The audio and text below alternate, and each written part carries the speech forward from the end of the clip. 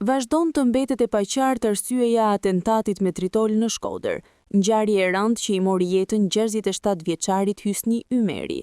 Si autori dyshuar i vendosjes së lëndës shpërthyese, është identifikuar shtetasi Gerti Bushati, i cili sipas hetimeve rezulton të ketë vendosur tritolin në boksin e matësve të energjisë elektrike të pallatit, ku banonte viktima.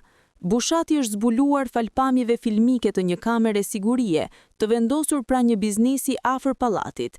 Në pamje shihet se mbrëmjen e 27 dhjetorit, ai vendos lëndën shpërthyese në sahatin elektrik të katit të parë.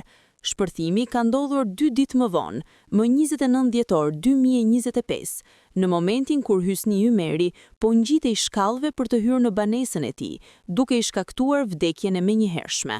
Nga analizimi i kamerave të tjera të sigurisë, grupi hetimor ka arritur të rindërtojë lëvizjet e autorëve, çka ka çuar në arrestimin e 4 personave: Djerti Bushati, Ergys Ibrahimi, Edison Hasaj dhe Gjergji Zefi. Megjithatë, policia ende nuk ka arritur të zbulojë motivin e krimit apo identitetin e porositësit. Gjatë kontrolleve, janë sekuestruar 28 telefona celular, një automjet tip Mercedes-Benz, municion, lëndë narkotike të dyshuara kokainë, pajisje GPS, kamera sigurie, si dhe veshje që dyshohet se janë përdorur gjatë kryerjes së krimit. Ndërkohë, djali i viktimës, Alban Ymeri, i cili jeton jashtë vendit dhe kishte ardhur në Shkodër pak ditë para ngjarjes, ka deklaruar se familja nuk kishte konflikte dhe se nuk kishte marrë asnjë kërcënim.